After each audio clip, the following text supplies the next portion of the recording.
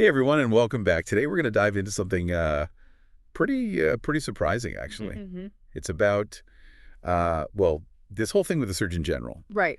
and they're calling for cancer warnings on alcohol.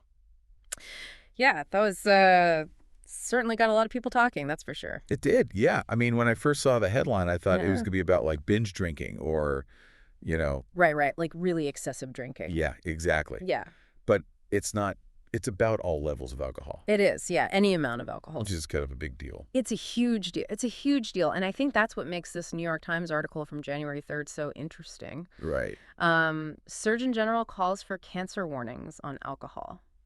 Catchy title. Yeah, it is. Ah. It's very to the point. Yeah.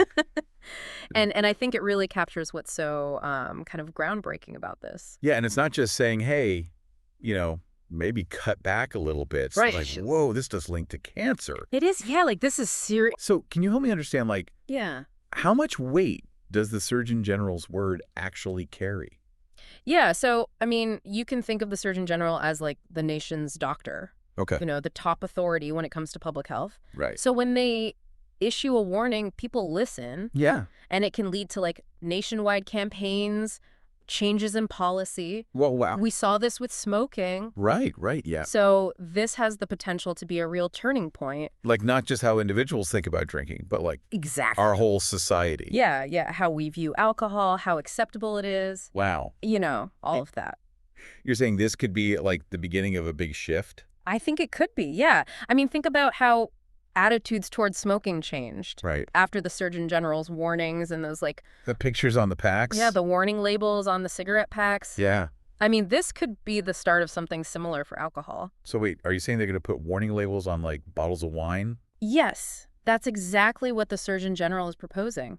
Wow. Okay. So Like you'd pick up a six-pack Yeah. and it would say, this could give you cancer. and that's for like any amount. Any amount, yeah. The idea is to be really clear about the risks. Okay, see, that's what I think is so surprising about this whole thing. Mm-hmm.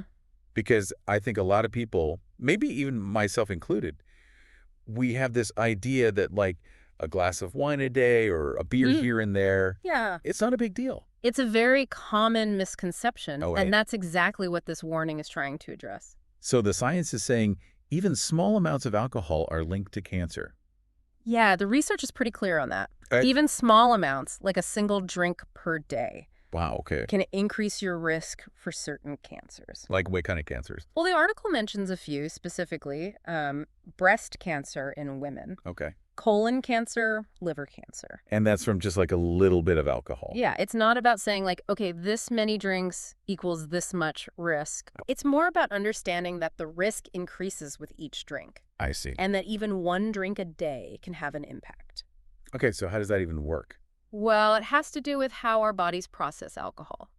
Okay. So when we drink, our bodies convert the alcohol into a substance called acetaldehyde. Acetaldehyde. Yeah, it's a mouthful. It is. But the important thing is that acetaldehyde is a known carcinogen. What to me? That means it can damage the DNA in our cells, and that can lead to mutations, Oh, wow. which can eventually cause cancer. So even one drink a day could increase my chances of getting cancer. Look, it's not about assigning a specific number of drinks to a specific risk level. Right. But the research shows that even one drink a day can increase the risk of certain cancers by a noticeable percentage. Huh.